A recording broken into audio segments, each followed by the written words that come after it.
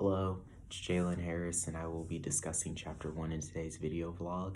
Um, so with Chapter 1, there was a lot of things that had piqued my interest throughout the whole chapter. It took me a little while to read it and whatnot, so let's get right into it.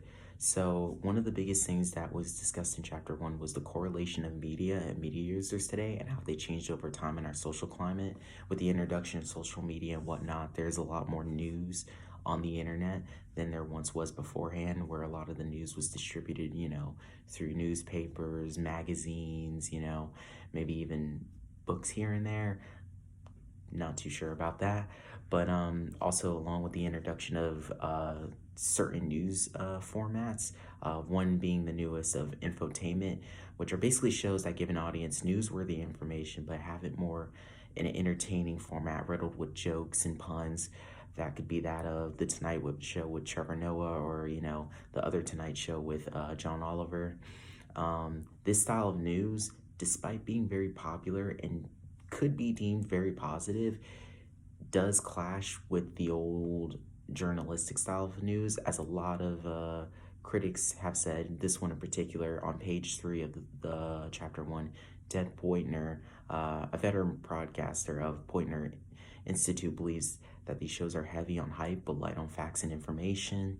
So I guess with the formatting of it, they seem to delve themselves more in the information, or less in the information rather than the actual facts.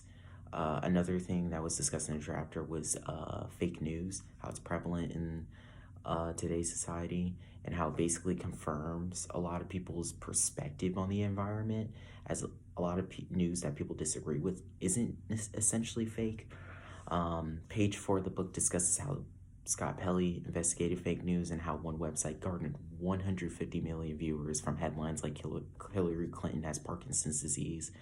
Along with the chapter, shorter attention spans were discussed and how we should require the stimulus to be stimulated. And along with that, it also discussed the importance of accuracy to help combat fake news, and the credibility of journalists relies on much of the accuracy of information.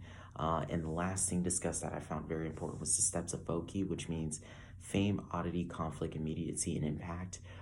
This steps being how to conduct an article, how to write one, how to present your news. Two questions I do pose from the reading was, what alternatives can we provide to keep the reader's attention for many of these journalists due to shorter attention spans nowadays?